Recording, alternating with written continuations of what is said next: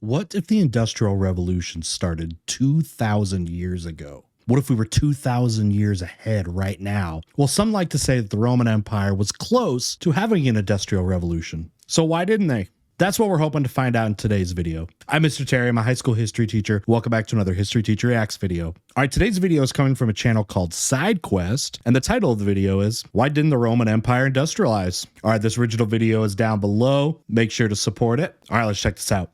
Glory. What if I told you that the infinite glory of the Roman Empire could have been preserved? There are some historians who argue that Rome wasn't all that far away from its own industrial revolution. Yeah, people bring up inventors, engineers, and stuff like Galen or Heron about, these inventions and experiments it looks like they were making that were on the cusp of doing things like, take it one more step and you're going to have a like a steam engine or something like that, or a computer almost, or some kind of more complex device. Let's get to the bottom of this. Oh, and at the end, you'll also get to hear about the sponsor of today's side quest, Morning Brew. But anyway, here's the Roman Empire at its Never seen this height, channel, by the way. ruling over a a good one? vast territory stretching from Portugal to Persia. Yep. It was without a doubt the Huge. eminent European superpower. 117, while it lasted, yep, Emperor which wasn't Trajan. all that long. As with many things in life, once the Germans got involved, things went downhill fast. Yet one The Germans, not the Germans. Would you say it's the Germans? I mean, Germanic tribes that came out of that territory, right? They ruined everything. Now, remember, Rome was already on the decline by the time these Germanic tribes had started coming into and moving all across the empire. Rome was already, already collapsing in a lot of ways, overextended themselves, economic problems, social problems, can't help but imagine a world where Rome had lasted, preferably excluding the dastardly bits like Christians tied to big stakes covered in tar and burnt alive, or being torn apart by dogs at Caesar's cocktail party, for example. In such a based timeline, we may very well have skipped the destructive Middle Ages altogether and gone straight to European Interesting global animation style. centuries earlier. It's less implausible than it sounds. By some estimates, Rome was only 300 years away from its own industrial revolution when things turned sour.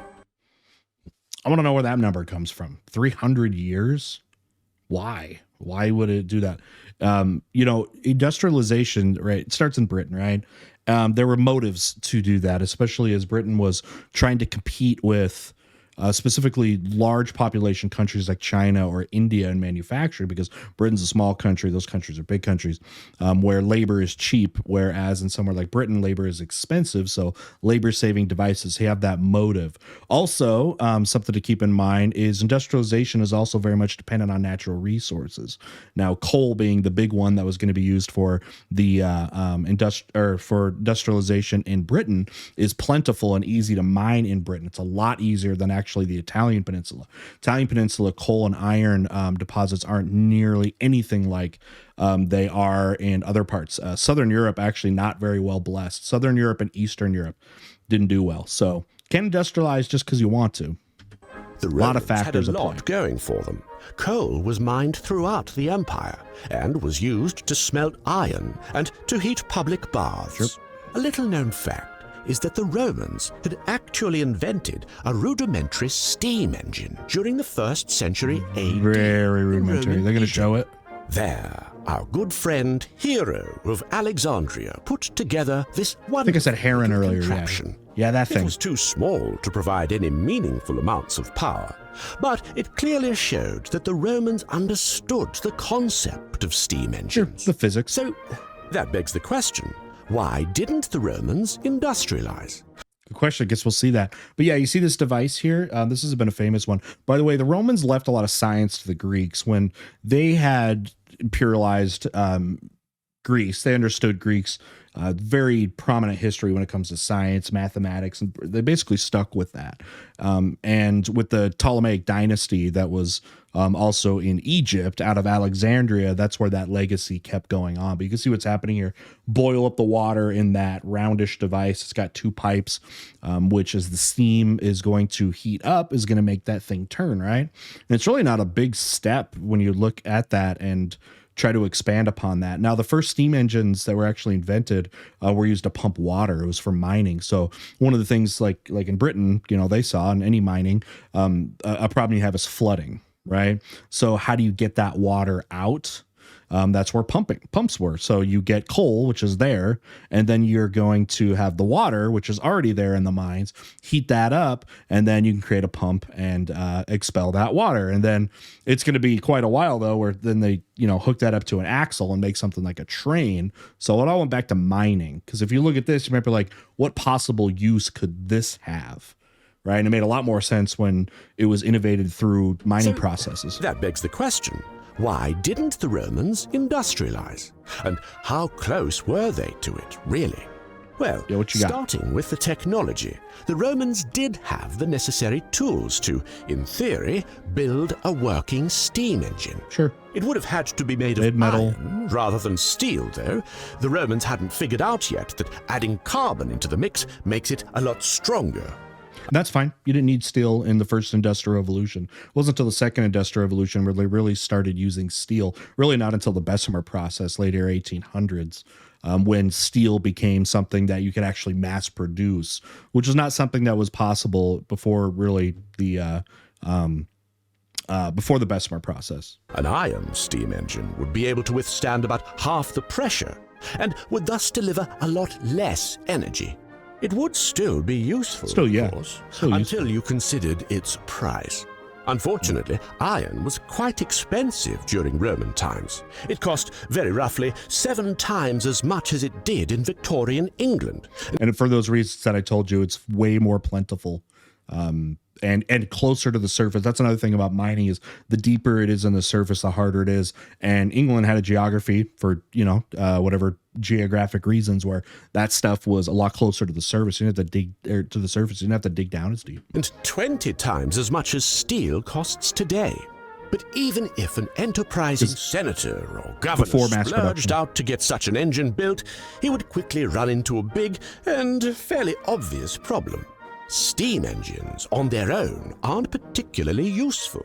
Without the necessary infrastructure like railroads and train cars, getting lots of stuff why it started from with pumps, A water to pumps, point B gets and rather not trains. difficult. Making tracks out of iron rather than steel would be a big no-no. You'd either have to carry very light loads, or you'd have to lay new tracks every other week as soon as the old ones crumbled. Now, even if the Romans somehow built a fully functioning railroad for one of their mines, it would have been easily outcompeted by something as simple as a cart pulled by a pair of oxen. This also applies to other areas of the economy, like farming and manufacturing. Rome, as we know, was built on the back of good old-fashioned slavery. And probably about a third of society in Rome was slaves. No one really cared to make the work of the slaves any easier. So you see that what I was telling you earlier about the human aspect, right? Britain, as a country, did not have the slave labor in England itself. Like they had, slave labor and stuff, but when the Industrial Revolution started, but not back in Britain itself. That was very much a small percentage. Okay. So it was because of labor was so expensive.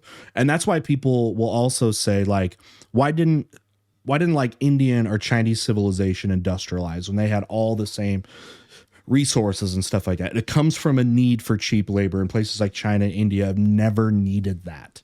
Right. So there's a necessity that comes first. Right. That's how innovation works. You have to have a necessity first. They were slaves, after all.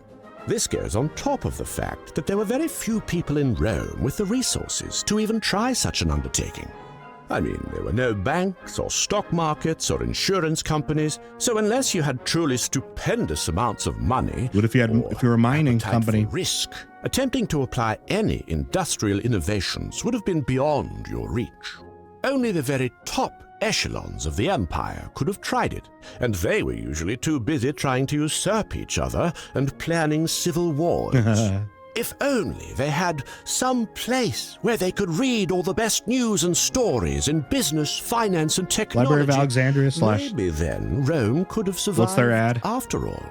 Luckily for you, our good friends over at Morning Brew do just that. All right, good little, what would you say, description or theory about why Roman Empire didn't industrialize.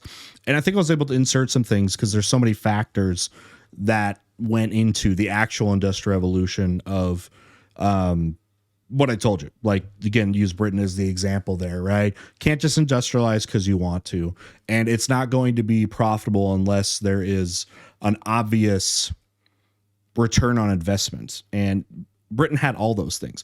It had a government, first off, that supported it, right? And the Roman Empire may not have, but they did that. Also, the kind of the free enterprise and kind of proto-capitalism that allowed for privatization and people to pursue that outside of government intervention was also possible there as well. And then I told you about the competition factor of trying to compete with global markets, plus the abundance of easily accessible natural resources. And you add up all those things together, those are all the ingredients you have for somebody being the first to industrialize. And that made sense in Britain. So actually it makes almost less sense for large empires to be on the cutting edge of something like this when you think about it, because of those other factors, right? So, but it is an interesting thought when you think about what things would be like if the Romans had industrialized. And again, we're 2,000 years ahead, technologically speaking. Would we have destroyed ourselves by then? Would be some kind of super, like immortal species by now? I don't know. What do you guys think? I'm going to put that in the pinned comment down below. What do you think things would be like today if the Roman Empire had industrialized? Let me know down below. Let's get a conversation going. All right, this original video link was down below. Make sure you support it and come on back with some more history fun with me, and we'll see you all next time. Bye.